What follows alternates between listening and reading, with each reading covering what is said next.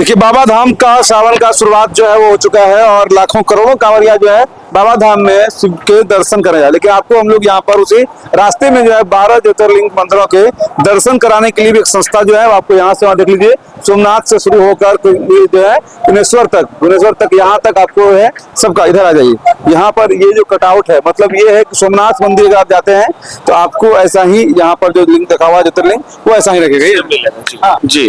ऐसा ही शिवलिंग जी 12 ज्योतिर्लिंग सेम मिलेगा। मतलब ये है कि आपको जो मंदिरों में डायरेक्ट दिखता है उसी चीज का यहाँ पर कटआउट और साथ ही साथ शिवलिंग का पूजा करने से हमको क्या प्राप्ति होता है वो सब कुछ बताया गया। अच्छा, वहाँ पूजा करके क्या क्यों करते हैं ये सब दर्शाया गया है, बताया गया कि सारे ज्योतिर्लिंग का अलग अलग मीनिंग है ना। हाँ, अलग अलग महत्व है हर ज्योतिर्लिंग का पूजा करने। जैसे अभी जितने लोग जा रहे हैं वो बैद्यनाथ धाम के लिए जा रहे हैं तो वहाँ आरोग्य के लिए लोग जाते हैं। आए दीदी, मतलब आप ये कह सकते हैं इधर दीदी लोग भी हैं है ना, आप लोग इन्हीं का प्रचारक हैं और हर एक आपको जानकर आश्चर्य भी होगा कि 12 ज्योतिर्लिंग में हर एक ज्योतिर्लिंग का अलग अलग महत्व है नहीं। जी। अच्छा, जो बाबा धाम जा रहे हैं बैद्यनाथ धाम यहाँ है तो उसमें जो है जो लोग भी अस्वस्थ होते हैं खास तौर पर उस तरह के लिए ये है ना। तो आप ध्यान से इस वीडियो को आप सुनिएगा, शेयर भी करिएगा ताकि दीदी क्या नाम है आपका? विक्की वैष्णवी। विक्की वैष्णवी जी। विक्की वैष्णवी जी हैं और यहाँ से ये पहला सोमनाथ के बारे में और ये सारे ज्योतिर्लिंग का 12 ज्योतिर्लिंग के बारे में एक एक करके बताइएगा। शुरुआत कर दीजिए यहाँ से और वहां तक बता दीजिए। देखिए ये जो है सबसे पहले तो इनके ये जो भी हम 12 ज्योतिर्लिंगम का हम झांकी रख रहे हैं तो ये इनका गुणवाचक महिमा जो है इनके महिमा के ऊपर ही रखा गया। जैसे सोमनाथ है ना, फिर कहते हैं अमरनाथ, तो वो जो है सबका दुख हरता है, सुख करता है ना। पत्थर बुद्धि को भी वो पारिश बना देता है। तो हम लोग 12 ज्योतिर्लिंगम रखे तो इसमें तो ऐसे बहुत विस्तार की जो ज्ञान है जो हम पहले तो स्वयं के ज्ञान से हम शुरुआत करते हैं कि आप कौन है ना। कि कहते हैं ना जब तक स्वयं को नहीं जानेंगे तो खुदा को नहीं जानेंगे। तो खुदा को जानने के लिए हमें स्वयं को जानना पड़ेगा। तो यहाँ जो ये परमात्मा इस धरती पर आ चुके हैं हम लोग का मतलब ये प्रजापिता ब्रह्मा कुमारी ईश्वरीय विश्वविद्यालय में बताया जाता है कि 1936 में ही प्रजापिता ब्रह्मा कुमारी ईश्वरीय विश्वविद्यालय में ये हमारे शिव बाबा आए हुए हैं। तो वो अपना कर्तव्य कैसे मतलब इस धारा पर आके क्या करते हैं तो सबसे पहले कि वो ब्रह्मा विष्णु शंकर का वो रचयिता है और उनके द्वारा ये 3 कार्य करते हैं। जैसे ब्रह्मा द्वारा पल्ला माने नई दुनिया की स्थापना, विष्णु द्वारा पल्ला और शंकर द्वारा विनाश दिखाते हैं ना। तो ये 3 मूर्ति के द्वारा वो 3 दिव्य कर्तव्य कराते हैं। तो हमें जानना पड़ेगा कि हम कौन हैं तब इस बहुत तो आप लोग अपने इस जो है झांकी के माध्यम से स्पष्ट तौर पर बता रहे हैं। जैसे सोमनाथ मंदिर का झांकी है वहां पर इसी तरह का ज्योतिर्लिंग रहता है और यहाँ लिखा हुआ है नीचे कि सोम मतलब सोमनाथ में सोम का अर्थ है अमृत, सोमनाथ का अर्थ होता है अमृत पिलाने वाला। जाकर क्या है ना कि रावण पर भी विजय प्राप्त करना था तो राम ने भी सोमनाथ में रामेश्वरम में जाके अपना क्या किए थे, शिव बाबा का ही पूजा करके फिर विजय प्राप्त किए थे। तो माना राम कहते हैं तो राम कितने प्रकार के हैं यहाँ हम लोग बताते हैं कि राम 4 प्रकार के हैं।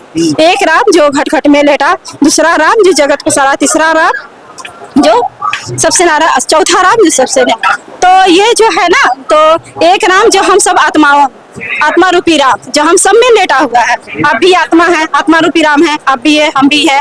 तो सबके अंदर एक राम है। दूसरा राम दशरथ का बेटा जो एक मतलब हम देखते हैं फिल्म में भी देखते हैं कि राम का शूटिंग ऐसा हुआ, राम ने इस कष्ट से गुजरा है ना, शिव बाबा का पूजा किया, रावण पे विजय प्राप्त किया। तो ये दूसरे राम और तीसरा राम जो सब जगत पसारा माने नई दुनिया की स्थापना करने के निमित्त बनाते हैं शिव बाबा।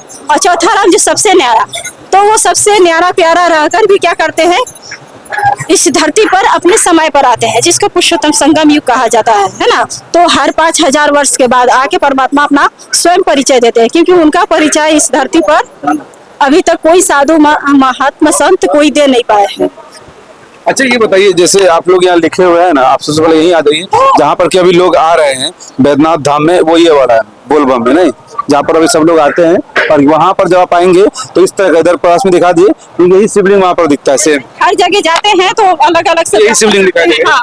हाँ, देखिए शिवलिंग आपको यहाँ पर दिखाई देता है। डॉक्टर उनको कहा जाता है। जब सब जगह से हमारे आस टूट जाती है तो डॉक्टर भी क्या जवाब देते हैं कि अब भगवान से ही आस आपका। मतलब ये कह सकते हैं ना कि इस वीडियो के माध्यम से भगवान के पास कौन कौन से अलग अलग कष्टों में या दुख में या शांति के लिए आपको जाना चाहिए, वो आपको ये बात ज्योतिर्लिंग का ज्ञान। भगवान तो एक ही है, लेकिन हमने उनको दिव्य उनके गुणों के अनुसार से अलग अलग हमने उनका नाम रखा है ना। यहाँ पर अलग-अलग जगहों पर बताया जाते हैं। हाँ, तो यही आप यहाँ पर ये बताए हैं कि यही बाबा बैद्यनाथ है, जहाँ पर कि वैद यानी कि वैद से ही उनका नाम बैद्यनाथ पड़ा है।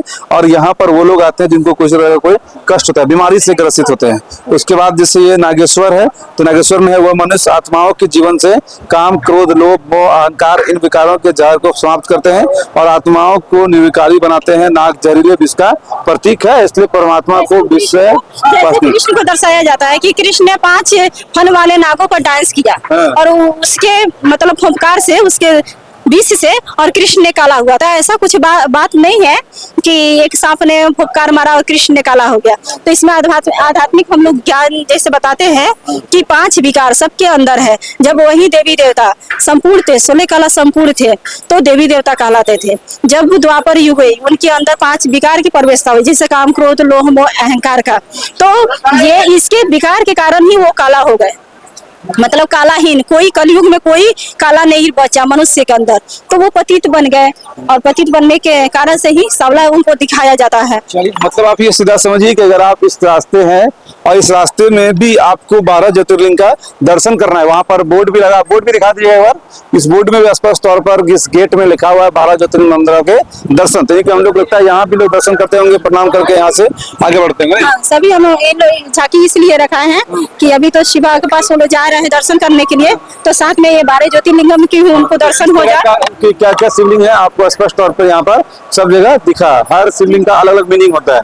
जैसे ये वाला है 1 2 3 4 5 जो है इसमें फन है सांप के, और ये नागेश्वर मंदिर है। और ये आप जहाँ आते हैं ये वाला ये है बैद्यनाथ धाम। और ये 3 गो शिवलिंग है। 3 शिवलिंग कहाँ? त्र्यंबकेश्वर जो है वो यहाँ पर है, जहाँ पर एक ही जगह पर 3 शिवलिंग जो है वो रखे हैं। फिर ये काशी विश्वनाथ, लोग इसको छूते हैं कि नहीं छूते हैं? हाँ? जो लोग आता है वो लोग छूता भी है इस पे? जी जी छूता है। छू सकते हैं ना? जी, छू ये प्लास्टिक की बनी हुई है, ये प्लास्टिकों की बनी हुई है।